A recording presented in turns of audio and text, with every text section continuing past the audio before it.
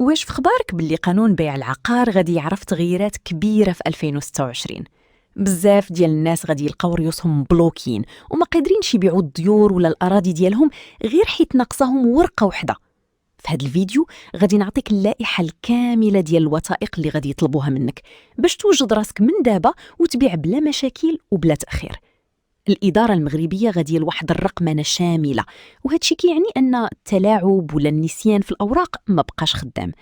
ابتداء من 2026 الموثق وإدارة الضرائب والمحافظة العقارية غادي يوليو مربوطين في سيستم واحد، يعني أي مشكل صغير في الورق ديالك البيعة كتلغى في البلاصة. أجي ندخلوا نيشان في المعقول ونشوفوا شنو خصك توجد. أول حاجة وأهم حاجة هي شهادة الملكية، وخصها تكون حديثة، يعني ما تكونش فايته فيها 3 شهور. زيد عليها النسخة الأصلية ديال العقد باش شريتي أول مرة، وبطاقة التعريف الوطنية ديالك اللي خاصها تكون باقة صالحة وفيها العنوان الصحيح. ندوزو دابا للوثائق التقنية والضريبية اللي كتوحل بزاف ديال الناس. خاصك ضروري شهادة الإبراء الضريبي أو ما يعرف بالكيتوس.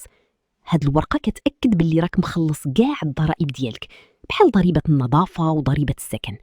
وكنأكد ليك في 2026 أي تأخير في الضرائب غادي يبان في البلاصة عند الموثق.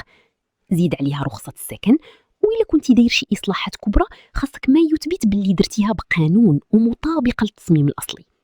وهنا فين كنعطيك نصيحة ذهبية اللي قليل اللي كيرد ليها البال.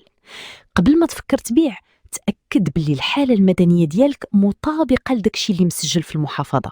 مثلا إلا شريتي العقار ملي كنتي عازب ودابا راك مزوج، خصك تحيل المعطيات ديالك، حيت هاد التناقض البسيط يقدر يوقف لك البيعة شهورة. وباش ما تطيحش في الفخ كاينين أخطاء قاتلة خصك تجنبهم. أكبر غلط هو تجاهل الضريبة على الأراضي غير المبنية إلا كنتي كتبيع بقعة أرضية.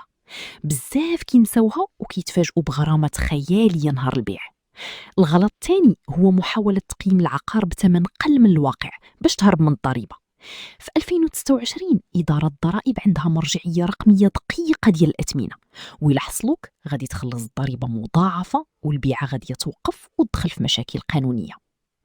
باختصار، وجد أوراق المحافظة، صفي الضرائب ديالك وتأكد من مطابقة تصاميم الواقع، وهكا غادي تبيع مرتاح.